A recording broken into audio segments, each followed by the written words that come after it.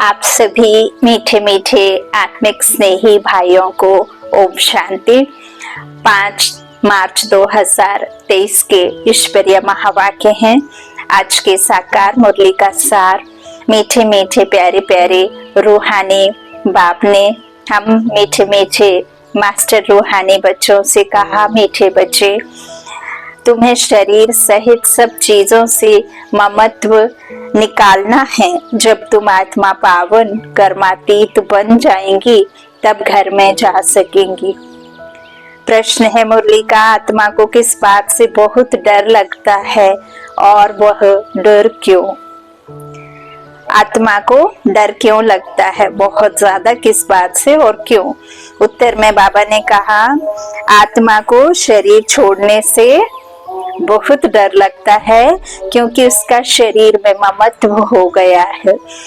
अगर कोई दुख के कारण शरीर छोड़ना भी चाहता है तो भी उसे पाप कर्मों की सजा तो भोगनी ही पड़ती है। संगम पर तुम बच्चों को कोई भी डर नहीं, तुम्हें और ही खुशी है कि हम पुराना शरीर छोड़ बाबा के पास जाएंगे। आपने देखा होगा बहुत मनुष्य आत्माएं ऐसी हैं जिनको शारीरिक कष्ट बहुत अधिक है। कोई इतनी भयंकर बीमारी जिसका इलाज नहीं होता, फिर भी वो बीमारी आत्मा शरीर के द्वारा सहन करती है और आत्मा बार बार कहती है कि इतनी तकलीफ होती है, उस कष्ट को वो सहन नहीं कर पाती है। आत्मा ही सहन करती है शरीर के द्वारा। तो वो जब आत्मा सहन नहीं कर पाती तो बार बार आत्मा कहती है कि मुझे अब इस शरीर से छुड़ा लो, मुझे उठा लो, मुझे मेरा जान ले लो, मुझे मार डालो। ऐसे कहते ना भगवान, अब मुझे अपने पास बुला लो, मुझे अब ये सब सहन करने की क्षमता बाकी नहीं रही है। तो बाबा क्या कह रहे हैं कि वो सब जो कष्ट होते हैं, जो रोग होते हैं, जो दुख होता है, तो वो तो तुम्हें भोगना ही पड़ेगा क्योंकि तुम्हारे जन्म जन्मांतर के विकर्म जो पड़े हैं तो उसकी सजा तो तुम्हें भोगना। तो बाबा कहते हैं या तो योग से या फिर भोग से, लेकिन तुम्हें पवित्र बनना ही है। बाबा के जब हम याद में रह करके कुछ भी कर्म करते हैं तो हमें वो हल्का लगता है और हमें ये यथार्थ सच्चाई पता होती है कि जो भी हमारे जीवन में हो रहा है, जो भी हमारे आसपास हो रहा है या दुनिया में कुछ भी हो रहा है, तो वो हमारे ही हिसाब किताब है और जो ड्रामा बना है तो वो ड्रामा हूबहू एक्यूरेट चल रहा है, आत्माओं का भी और सृष्टि का भी। तो बाबा कहते हैं तुम्हारा जो सबसे बड़ा डर है वो यही डर है कि आत्मा शरीर ना छोड़े क्योंकि ममत्व हो गया है उसमें। तो बाबा कहते कई का छोड़ना चाहते भी हैं, सोचते हैं, लेकिन वो फिर छोड़ नहीं सकते क्योंकि पाप कर्मों का हिसाब किताब तो सजा के द्वारा ही भोगना है। तो बाबा कहते संगम पर तुम बच्चों को कोई भी डर नहीं है ना, क्योंकि बाबा की याद में रहते हैं। और फिर नई दुनिया में तो शरीर छोड़ने का कोई है ही नहीं। गोल्डन एज है, जब तक तुम्हारे शरीर की 150 वर्ष आयु नहीं हो जाती है, जब तक शरीर छूटता नहीं है, वहां पे बूढ़े तो होते नहीं। बाबा कहते हैं सिर्फ ये एहसास हो जाता है कि इस शरीर की आयु 150 वर्ष हो गई तो अब नया बच्चे का शरीर ले लेना है। अब वहां विकार नहीं है ना, तो विकार नहीं है तो किसी भी प्रकार का देह पर आपको असर ही नहीं होता है। चिरंजीवी कहते हैं ना, चिराय आयु भव। तो वो जो वहां पे कहते हैं ना कि जवान ही रहते हैं, वो कभी भी बूढ़े नहीं होते हैं, ऐसा आशीर्वाद दो। वो फूल के नीचे क्या क्या की कहानियां बनाई हैं। तो वहां पे जब विकार नहीं है ना, तो शरीर पर किसी प्रकार की क्षति नहीं, आत्मा पर किसी प्रकार का दाग नहीं, आत्मा पर किसी प्रकार के कोई दुख नहीं, अपवित्रता है ही नहीं। तो वहां पे फिर बूढ़ा होने का कुछ सवाल ही नहीं है ना। विकारों में गिरकर बूढ़ा सब तन मन सब खराब होता है, तन भी खराब होता है, मन भी खराब होता है। क्रोध में आकर के, गुस्से में आकर के, देह भान में आकर के, ना जाने किस किस प्रकार से इस देह के साथ में आत्मा ही सहती लेकिन देह के साथ होता है ना। तो वो सब एहसास तो आत्मा को ही होता है। तो बाबा कहते वहां तुम्हें खुशी है कि हम पुराना शरीर छोड़ बाबा के पास जाएंगे संगम पर, और सतयुग में तो फिर कोई किसी प्रकार का दर्द ही नहीं। इसीलिए बाबा कहते हैं तुम्हें संगम पर रहकर डर नहीं है पुराना शरीर छूट जाने का। गए, जल्दी गए तो कहीं दूसरी जगह सेवा मिलेगी, और आखिरी में कर्मातीत होकर के गए तो फिर नई दुनिया में ट्रांसफर हो जाएंगे। ओम शांति। मीठे मीठे बच्चों को समझाया गया है कि एक है ज्ञान, दूसरा है भक्ति। ड्रामा में यह नूंद है, ड्रामा के आदि मध्य अंत को और कोई भी नहीं जानते। तुम बच्चे तो जानते हो सतयुग में मरने का डर नहीं रहता है, जानते हैं हमको एक शरीर छोड़ दूसरा शरीर लेना है। दुख की, रोने आदि की बात नहीं। यहाँ पे कई दफा बाबा ने समझाया, यहाँ भी देखो किसी भी मनुष्य आत्मा की किसी भी प्रकार से यदि 100 से अधिक वर्ष हो जाते तो उनको कितने सुख, कितनी खुशी से ढोल धमाके के साथ में उन्हें विदा किया जाता है, और सभी के मुख से ये नहीं निकलता है कि हाय रे क्यों चले गए, हाय रे क्यों छोड़ गए। सभी के मुख से एक ही एक बात निकलती है कि देखो उन्होंने कितनी सुख का जीवन व्यतीत किया, उनके साथ सभी बच्चों ने बकायदा साथ दिया, जब तक रहे बहुत सुख भोगा, उन्होंने बहुत अच्छे कर्म किए होंगे जो उनके परिवार ने उनका इतना अच्छा देखभाल की, देखो उनकी आयु पूरी हो गई, अब तो वो भगवान के पास चले गए। ऐसे सब कहते हैं ना, भगवान के पास ही कोई जाता नहीं जब तक कि 5000 वर्ष का पूरा कल्प का नहीं हो जाता ड्रामा। लेकिन ऐसे सब फिर इतनी खुशी से उनको विदाई देते हैं, जो भी उनके बाद में क्रियाक्रम के बाद जो भी होता है घर में वो भी बकायदा खुशी से करते हैं ना।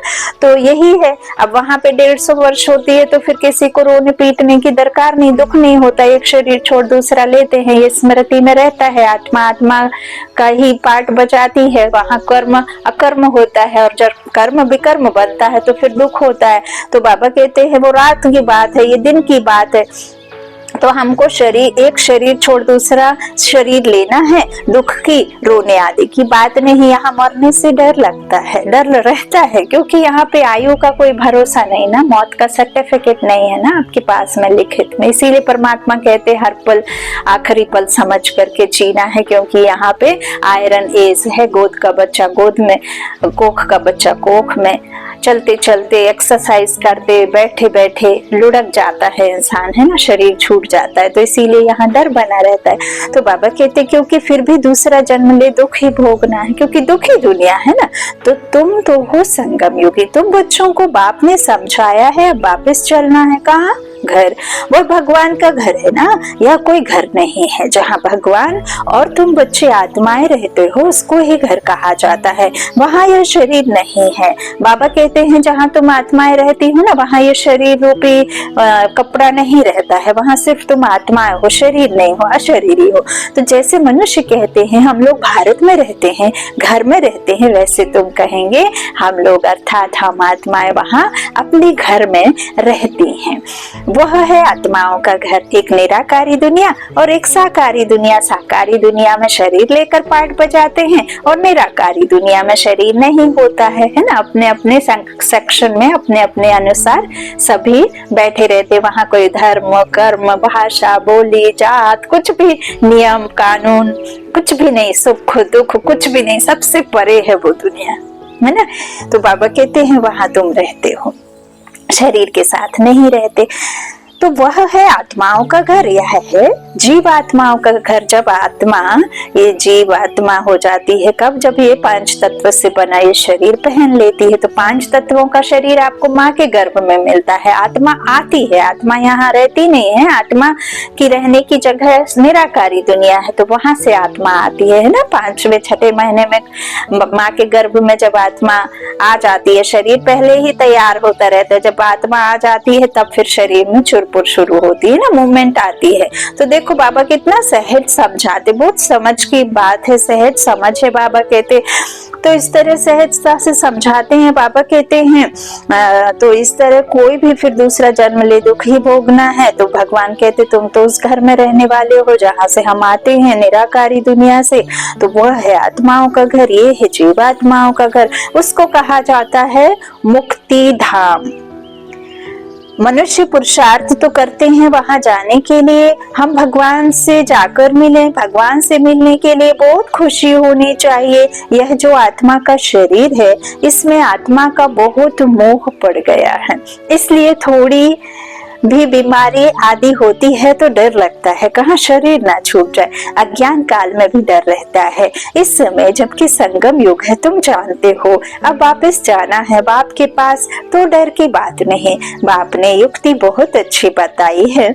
पतित आत्माएं तो मेरे पास मुक्ति धाम में आ ना सकी, वह है ही पवित्र आत्माओं का घर, यह है मनुष्यों का घर। बाबा कहते यह शरीर बनते हैं 5 तत्वों से, तो 5 तत्व यहाँ रहने लिए खींचते हैं। आकाश, जल, वायु, है ना, वहाँ मूल वतन में यह तत्व नहीं है। तो बाबा कहते यह विचार सागर मंथन करने की युक्तियां हैं। आत्मा ने यह प्रॉपर्टी ली हुई है, इसलिए शरीर में ममत्व हो गया है। अब शरीर में ममत्व हो गया है क्योंकि देखो 5 तत्व से भी बहुत समझने की बात है। 5 तत्वों में से यदि एक भी तत्व की हमारे शरीर में अनबैलेंसिंग होती है, वो सूक्ष्म ते सूक्ष्म है, वो दिखाई नहीं देते हैं। भूख आपको दिखाई नहीं देती है, भूख आपको महसूस होती है। आप खाना खाते हैं तो जब तक आपकी मन तृप्त हो जाता है, एक थाली में 2 चपाती, थोड़ा राइस, दाल, सब्जी खाएंगे, 1 गिलास दूध पी पाएंगे ज्यादा से ज्यादा। उससे ज्यादा यदि कोई कहे कि 15 रोटी खा लो या 20 रोटी खा लो, 50 रोटी खा लो, तो वो नहीं, वो कैपेसिटी नहीं रहती। तो वो जब तक आपकी आत्मा तृप्त नहीं हो जाती, भूख का एहसास होता है, और भूख जितना आपकी आत्मा जितना शरीर में बैलेंस करता है, ज्यादा खा लेते हैं तो फिर अनबैलेंस होने से बीमार पड़ जाते हैं। ऐसे ही पानी है, पानी की कैपेसिटी ये नहीं है, वो भी एहसास होती है प्यास, उसे भी हम देख नहीं सकते। एहसास होती है जब हम 1 गिलास 2 गिलास पानी पी लेते हैं तो हमारा मन जो है तृप्त हो जाता है, तो उसका बैलेंस खत्म हो जाता है, बैलेंस इक्वल हो जाता है, तो हमारे शरीर में वो कमी जो फील होती है वो इक्वल हो जाती है। ऐसे ही सर्दी गर्मी जो भी है, शरीर का टेम्परेचर बढ़ता है तो कहते हैं फीवर आ गया है ना, उसका भी बैलेंस चाहिए। कहते हैं कि हमारे शरीर के 80-85% जो है बॉडी में पानी है, ऐसे ही दुनिया में भी कहते हैं 85% में, लेकिन अभी दुनिया में 85% नहीं, वो सतयुग की बात थी, है ना। चारों एक दुनिया रहती है जब सराउंडिंग, फिर पूरी प्रकृति पानी से लबालब रहती है या जो भी रहता है, लेकिन एक हिस्से में सिर्फ दुनिया रहती है। अभी तो पूरी दुनिया पानी पे, जंगलों में, सब में ऐसे बसाई हुई है ना, और ऊपर भी बसाने की कोशिश कर रहे हैं। तो यहाँ हम 5 तत्व की बात कर रहे हैं। तो 5 तत्व से बॉडी बनी है, इसलिए वो 5 तत्व में एक तत्व भी कुछ अनबैलेंस होता है तो हम बीमार फील करते हैं, और फिर वो 5 तत्व से बनी तो 5 तत्व में ही विलीन हो जाती है बॉडी, है ना। आत्मा ने जैसे ही शरीर छोड़ा और इसे यहाँ ही विनाश होना पड़ता है। अब इनको रख तो सकते नहीं, रखते होते तो फिर दुनिया कैसी होती, है ना। ऐसे तो फिर ममत्व है, तो शरीर को जलाने का अगर नहीं होता, नष्ट करने का नहीं होता, तो आप सोचो जरा वो स्थिति कैसी होती, है ना। तो बाबा कहते हैं 5 तत्वों से बना है, तो 5 तत्व यहाँ रखने के लिए, रहने के लिए खींचते हैं। आकाश, जल, वायु, वहाँ पर मूल वतन में यह तत्व नहीं है। ये विचार सागर मंथन करने की युक्तियां हैं। आत्मा ने ये प्रॉपर्टी ली हुई है, इसलिए शरीर में ममत्व हो गया, नहीं तो हम आत्माएं वहाँ की रहने वाली है। अब फिर पुरुषार्थ करते हैं वहां जाने के लिए। जब तुम पवित्र आत्माएं बन जाती हो तो फिर तुमको सुख मिलता है, दुख की बात ही नहीं। इस समय है ही दुख धाम, तो यह 5 तत्व भी खींचते हैं ऊपर से नीचे आकर पाठ बजाने के लिए। और आत्मा क्या चाहती है? शांति, सुख, प्रेम, आनंद, तो वो ऊपर के उसको याद करती है। एक तरफ वो भी चाहती है, एक तरफ यहाँ भी रहना चाहती है, तो दोनों तरफ तो नहीं हो सकते हैं। तो अभी लेकिन आत्मा शांत है, दुखी है, परेशान है, प्रेम की प्यासी है ना, लेकिन देने के लिए किसी के पास नहीं है, क्योंकि वो अब आया है ना देने के लिए, तो अब वो तृप्त करेंगे। जैसे जो आत्मा का पिता है, जो आत्मा का दाता है, आत्मा में जो गुणों का दाता है, तो वो देगा, यहाँ का वो देंगे। तो बाबा ऐसे कहते हैं कि इस तरह से जरूर लेना पड़ता है प्रकृति का आधार पाठ बजाने के लिए। यहाँ आना भी ऐसे नहीं कि अब घर चलेगा तो लौट के नहीं आना है, तो नहीं तो खेलना चल ना सके। यह खेल दुख और सुख का बना हुआ है। जब तुम सुख में हो तो बाबा कहते 5 तत्वों के शरीर से ममत्व नहीं रहता है, वहां तो पवित्र रहते हैं, इतना ममत्व नहीं रहता है शरीर में। इन 5 तत्वों का ममत्व भी छोड़ देते हैं, हम पवित्र बने, फिर वहां शरीर भी योग बल से बनते हैं, इसलिए माया खींचती नहीं है। दिखाया है ना कि जब गणेश को बोला कि मैं स्नान कर रही हूँ, अपने शंकर को आने से अंदर मना करना। तो उनको वो ऑर्डर करती है माँ। और गणेश को कैसे बनाया आपने देखा होगा, वो उबटन लगाती हैं बॉडी में, तो वो बॉडी के उबटन से मैल से गणेश की रचना करती हैं, फिर उनको द्वार पे खड़ा करती हैं ना। तो ये सब जो दंत कथाएं हैं उनके पीछे कुछ ना कुछ यथार्थ है कि वहाँ देवी देवता जब होते हैं तब विकारों में गिर कर के कोई भी बच्चे पैदा नहीं होते हैं। ऐसे सब दिखाते हैं ना। कृष्ण को भी कैसे दिखाते, एक लाइट चमकी गर्भ में कृष्ण आ गए। ऐसे ही कर्ण को दिखाया है।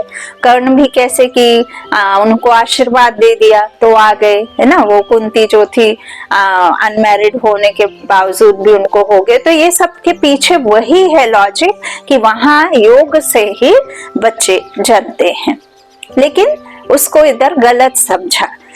तो बाबा कहते वहां देह का भान बिल्कुल ही नहीं रहता है, इसलिए माया खींचती नहीं है। हमारा वह शरीर योग बल का है, इसलिए दुख ही नहीं। ड्रामा कैसा वंडरफुल बना हुआ है, यह भी बड़ी महीन समझने की बातें हैं। जो अच्छे बुद्धिवान हैं और सर्विस में तत्पर रहते हैं वही अच्छी रीति समझा सकते हैं। बाप ने कहा है धन दिए धन ना खुटे। अब कौन सा धन, क्या घर में आपके जो पैसे हैं उसका धन का? बाबा ने कहा नहीं, ज्ञान धन जितना अधिक आप खर्चा करेंगे उतना अधिक दिन दूना रात चौगुना बढ़ता है। तो पवित्रता से ही तो आपके घर में सुख शांति धन माया आएगा, है ना। नहीं तो कैसे आएगा? ये 5 विकारों से तो सब कुछ खुट हो गया। तो बाबा कहते हैं अखुट खजाना तो मैं आकर के देता हूँ, तो ज्ञान धन जितना ज्यादा आप खर्चेंगे उतना ही आपका बढ़ेगा। तो बाबा कहते बाप ने कहा है दान दिए धन ना खुटे। दान करते रहेंगे तो धारणा भी होगी, नहीं तो धारणा होना मुश्किल है। ऐसे मत समझो लिखने से धारणा हो जाएगी। हाँ, लिख कर किसको कल्याण के लिए पॉइंट्स भेज देते हैं वह और बात है। खुद को तो काम में नहीं आती है, कोई तो कागज लिखकर फालतू फेंक देते हैं। देखा भी है कितने मोटिवेशनल थॉट आते दीवारों पर लिखी किताबें हम तो जन्म जन्मांतर पढ़ते आए, लेकिन अंदर में तो नहीं उतरा ना उतारा कोई ने। तो बाबा कहते उतने जल्दी पढ़ के उतरता कहाँ है। ऐसे तो पॉइंट्स कितने कहते हैं ना, जो बनाता है वो कभी खाता नहीं है, ऐसे भी सुना है ना, और होता भी है। तो बाबा कहते वो भूखा ही रह जाता है। इसीलिए बाबा कहते हैं कोई तो कागज लिखकर फालतू फेंक देते हैं। यह भी अंदर में समझ होनी चाहिए कि मैं लिखता हूँ फिर वह काम में आता है। लिखकर फेंक दिया तो उससे क्या फायदा। यह भी आत्मा जैसे अपने को ठगती है। यह तो धारणा करने की चीज है। बाबा ने कोई लिखा हुआ थोड़े ही कंठ किया है। ब्रह्मा बाबा ने भी या सरस्वती मम्मा ने भी कोई लिखा हुआ थोड़ी कंठस्थ किया है ना। तो बाबा कहते हैं बाबा भी ज्ञान का सागर है। उसका कोई पास में डायरी पेन थोड़ी है कि लिखा हुआ शास्त्र या कुछ ऐसे पढ़ के सुना रहे कहानी, है ना। वो तो ज्ञान सागर है जिसमें समाया हुआ है। इसको समाहित करके वो हमें दे रहा है ना। परमात्मा भी तो आत्मा के समान है। तो जो बुद्धि दाता है ज्ञान सागर ज्ञान दाता, वो हमें देता है तो हम भी तो यहाँ ही लेते हैं ना, यहाँ ही धारण करते, यहाँ से ही फिर निकलेगा मुख के द्वारा। तो उनको इसका मुख चाहिए था। तो बाबा कहते उनके पास थोड़े ना कोई लिखा हुआ है। तो धारणा हो जाएगी तब जब आप उसे समाहित करेंगे। तो बाबा कहते आत्मा जैसे ठगती है, कोई फायदा नहीं। तो यह तो धारणा करने की चीज है। बाबा के पास कोई लिखा हुआ नहीं है। बाप तो रोज समझाते रहते हैं पहले पहले तुम्हारा बाप से कनेक्शन हो। जब तक किसी के साथ आपका संबंध नहीं है तब तक आपको उसकी याद आ नहीं सकती। जब तक आपको उससे प्राप्ति नहीं होती, जब तक बाबा है क्यों याद करना, वो क्या करता है, क्यों आया है, हमें उसे इतना क्यों याद करना है। कुछ पता होगा तब तो आप उससे याद करेंगे वो कौन है ना। तो रिश्ता क्या है, जब रिश्ता जोड़ेंगे उसके वर्षे को याद करेंगे, क्या क्या प्राप्तियां होती हैं, तब तो फिर हम उसे याद करेंगे। तो पहले तो कनेक्शन जोड़ना है। तो बाप की याद से ही तुम्हारी आत्मा पवित्र बन जाएगी। फिर वहां भी तुम पवित्र रहते हो, आत्मा और शरीर दोनों पवित्र रहते हैं। फिर वह बल खलास हो जाता है। तो 5 तत्वों का बल आत्मा को खींचता है। है ना, शरीर में आ जाते हैं। जब हमारी ये प्रारब्ध प्राप्ति खत्म हो जाती तो फिर वह बल खलास हो जाता है। बाबा कहते फिर आत्मा शरीर को यहीं खींचती, मरने का डर हो जाता, तो आत्मा को घर जाने के लिए शरीर छोड़ने की दिल होती है। तुम पावन बनकर शरीर ऐसे छोड़ेंगे जैसे मक्खन से बाल, कष्ट नहीं होगा। तुम बच्चों को शरीर सहित सब चीजों से ममत्व मिटा देना है। हम आत्माएं बिगड़ शरीर आई थी, हम प्योर थी, इस दुनिया से ममत्व नहीं था। वहां शरीर छूटे तो कोई रोते नहीं, कोई तकलीफ नहीं, बीमारी नहीं, कोई अकाले मृत्यु नहीं, एक्सीडेंट नहीं, कोई विधवा नहीं, कोई बच्चा मरता नहीं। तो शरीर में ममत्व नहीं। जैसे आत्मा पाठ बजाती है, एक शरीर बूढ़ा हुआ तो फिर दूसरा ले लेती है पाठ बजाने के लिए। वहां तो रावण राज्य ही नहीं है। तो इस समय दिल होती है जाए बाबा के पास। बाबा कहते हैं मुझे याद करो, यह ज्ञान बुद्धि में है। बाप कहते हैं पवित्र बनकर आना है। अभी तो सब पतित हैं, इसलिए 5 तत्वों के पुतले से मोह हो गया है। इनको छोड़ने की दिल नहीं होती है। नहीं तो विवेक कहता है शरीर छूट जाए और हम बाबा के पास चले जाएं।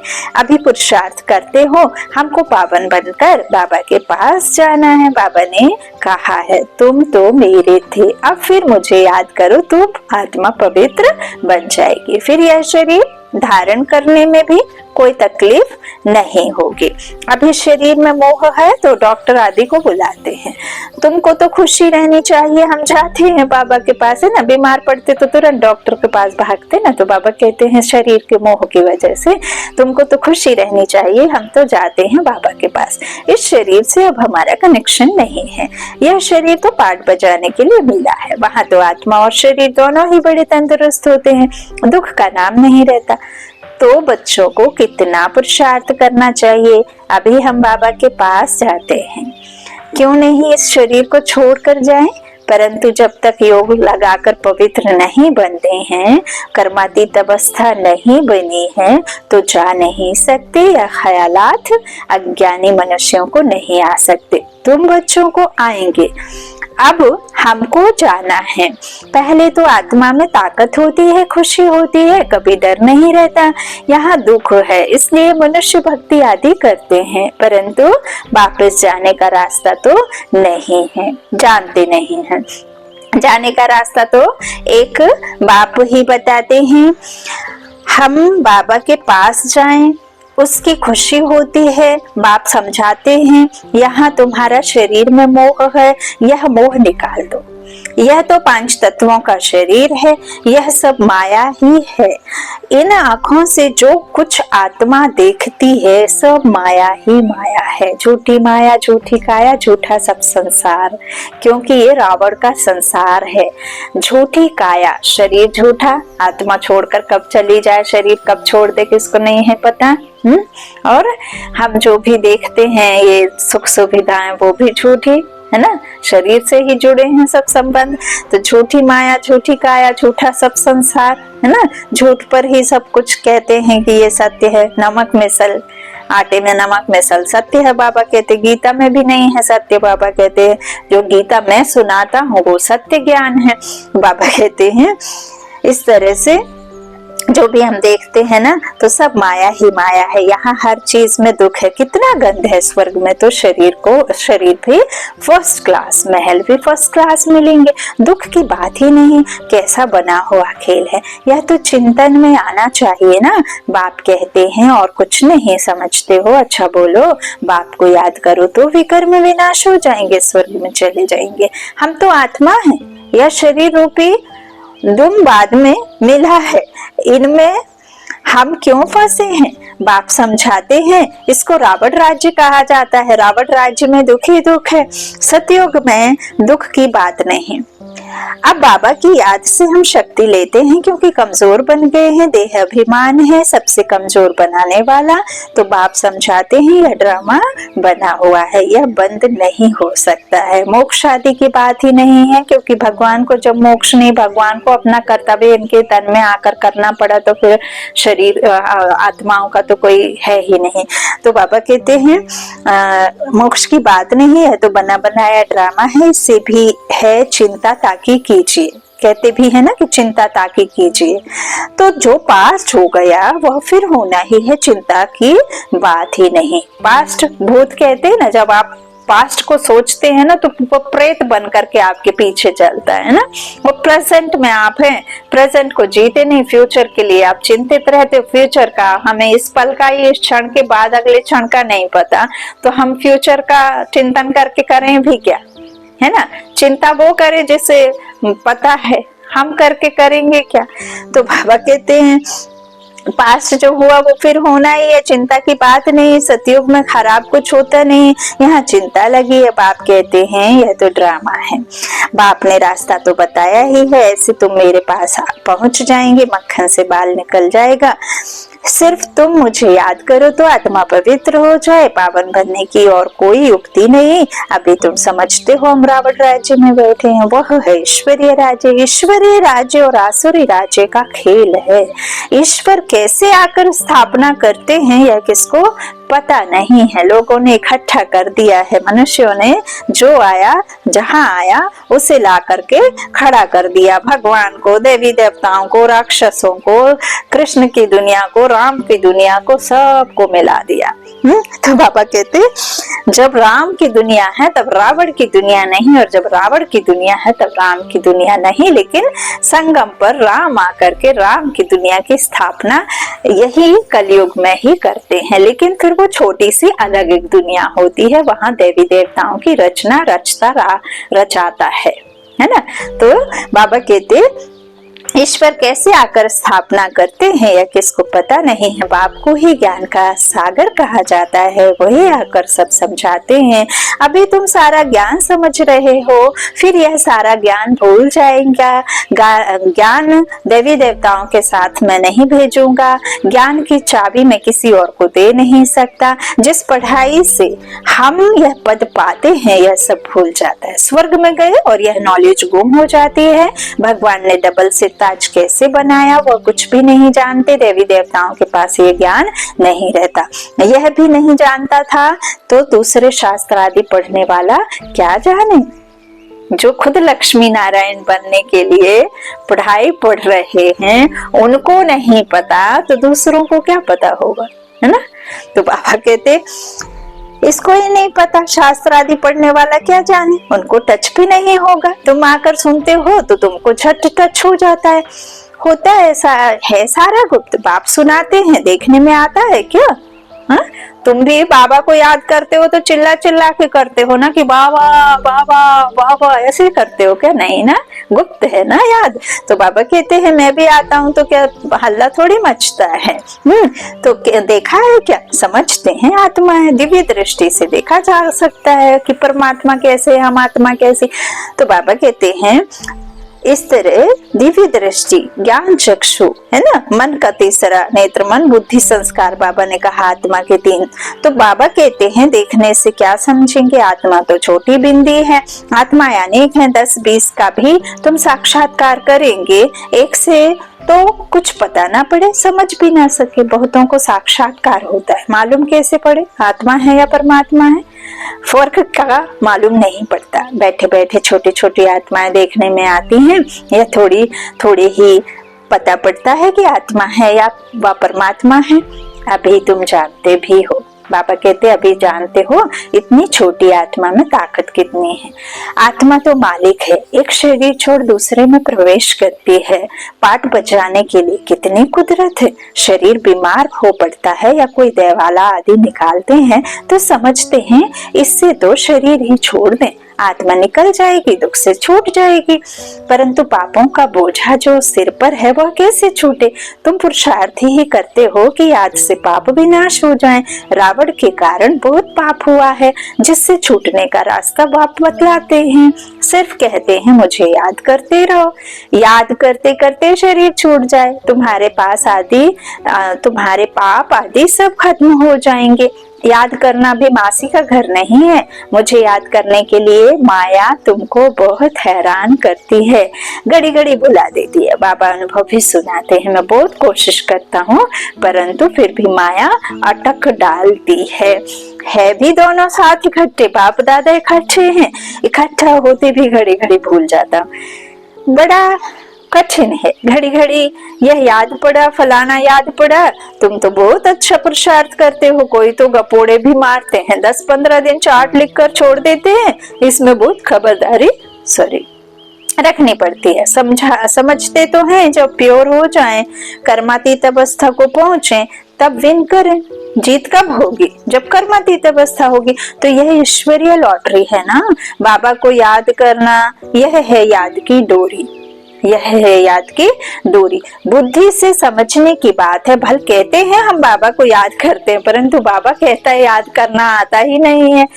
पद में भी फर्क तो पड़ता है ना। कैसे राजाई स्थापन हुई है? तुमने अनेक बार राजाई की है, फिर गंवाई है। बाबा हर 5000 वर्ष बाद पढ़ाते हैं। फिर रावण राज्य में तुम वाम मार्ग में चले जाते हो, जो देवता थे वही फिर वाम मार्ग में गिरते हैं। तो बाप बहुत कोहा पाते समझाते हैं बाप को याद करने की। तो बहुत सहज शरीर छोड़ बाप के पास चले जाए। मुझे जाने तब योग बल से भी कर्म विनाश हो, वह तो पिछाड़ी में ही हो सकता है, परंतु वापस तो कोई आता नहीं। भल कोई कुछ भी करे, यथार्थ योग में भी आकर सिखलाता हूँ। फिर आधा कल्प योग बल चलता है, वहां तो अथाह सुख भोगते हो। भक्ति मार्ग में भी मनुष्य क्या क्या करते रहते हैं। बाप जब आकर ज्ञान देते हैं तो फिर भक्ति होती नहीं। ज्ञान से दिन हो गया, फिर कोई भी तकलीफ नहीं। भक्ति है रात धक्का खाने की, वहां तो दुख की बात ही नहीं है। यह सब बातें जो यहाँ का सैंपलिंग होगा उनकी बुद्धि में बैठेंगी। यह बड़ी महीन बातें हैं, वंडरफुल ज्ञान है जो सिवाय बाप के और कोई समझा ना सके। बहुत थोड़े समझने वाले होते हैं। ड्रामा में नूंद है, इसीलिए पांडव 5 हैं। उसमें कुछ भी फर्क नहीं पड़ सकता। मनुष्य तो समझते हैं परमात्मा क्या नहीं कर सकता, परंतु भगवान तो आते ही हैं, एक बार हैं। भगवान तो आते ही एक बार है, आकर तुम्हें स्वर्ग का रास्ता बताते हैं। अभी तुम बच्चों की कितनी विशाल बुद्धि हो गई है। यह दोनों ही इकट्ठे हैं। यह ब्रह्मा भी किसको देखेगा? समझता है शांति का दान देना है। देखने से मालूम पड़ता है कि हम हमारे घराने का है व नहीं है। यह हमारे घराने का है या नहीं है। सर्विसेबल बच्चों का भी काम है नब्ज देखना। जो भी सर्विस करते बाबा की, तो मरीज को देखना है, नब्ज देख करके उसके रोग को जानना है, तभी बाबा का परिचय देना है। यदि आपने नब्ज देखकर उसका रोग नहीं पकड़ा तो वो आपके हाथ में नहीं आएगा। तो बाबा कहते हैं नब्ज देखना है। जो बाबा का ज्ञान सुनाते हैं उनको भी, है ना। तो बाबा कहते हैं इस तरह से सर्विसेबल बच्चों को भी नब्ज देखना। अगर हमारे कुल का होगा तो शांत हो जाएगा। अच्छा, मीठे मीठे सिकिलधर बच्चों प्रति माता पिता बाप दादा का लाड प्यार और गुड मॉर्निंग। रूहानी बाप की रूहानी बच्चों को नमस्ते। हम रूहानी बच्चों की रूहानी माता पिता बाप दादा को लाड प्यार और गुड मॉर्निंग। शुक्रिया बाबा, शुक्रिया। धारणा के लिए मुख्य सार। पहला, बाबा ने कहा पावन बन बाप के साथ घर जाने के लिए 5 तत्वों से बने इस पुतले से ममत्व नहीं रखना है। शरीर छोड़ने का डर निकाल देना। हाँ, लेकिन शरीर का ध्यान जरूर रखना है, क्योंकि शरीर यदि रोगी होगा तो आप परमात्मा को याद नहीं कर पाएंगे, क्योंकि उस रोग की तरफ बुद्धि आपकी चली जाएगी। इसीलिए देह को भी आपको उतना ही ध्यान देना है ताकि आप स्वस्थ रहें। तो स्वस्थ रहेंगे तो परमात्मा को याद अच्छे से कर पाएंगे, है ना। तो ध्यान रखना है, क्योंकि शरीर आधार है ना। तो ये दूसरा है, याद की यात्रा का चार्ट बड़ी जबरदस्त, बड़ी खबरदारी से बढ़ाते रहना है। योग बल से आत्मा को पावन बनाए, कर्मातीत बन ईश्वरीय लॉटरी को विन करना है। जो बाबा ईश्वरीय लॉटरी माना सतयुग का राज्य हमें देंगे ना, तो वो राजाई प्राप्त करने के लिए आपको कर्मातीत बनना है। वरदान है सिद्धि को स्वीकार करने के बजाय सिद्धि का प्रत्यक्ष सबूत दिखाने वाले शक्तिशाली आत्मा भव। आप, बाबा कहते अब आप सबके सिद्धि का प्रत्यक्ष रूप दिखाई देगा। अब आप सबके सिद्धि का प्रत्यक्ष रूप दिखाई देगा। कोई बिगड़ा हुआ कार्य भी आपकी दृष्टि से, आपके सहयोग से सहज हल होगा। कोई सिद्धि के रूप में आप लोग नहीं कहेंगे कि हाँ यह हो जाएगा, लेकिन आपका डायरेक्शन स्वतः सिद्धि प्राप्त कराता रहेगा, तब प्रजा जल्दी जल्दी बनेगी, सब तरफ से निकल कर आपकी तरफ आएंगे। यह सिद्धि का पार्ट अभी चलेगा, लेकिन पहले इतने शक्तिशाली बनो जो सिद्धि को स्वीकार ना करो, तब प्रत्यक्षता होगी। स्लोगन है, अव्यक्त स्थिति में स्थित हो, मिलन मनाओ तो वरदानों का भंडार खुल जाएगा। अव्यक्त स्थिति में स्थित हो, मिलन मनाओ तो वरदानों का भंडार खुल जाएगा। अच्छा, ओम शांति। शुक्रिया बाबा, शुक्रिया।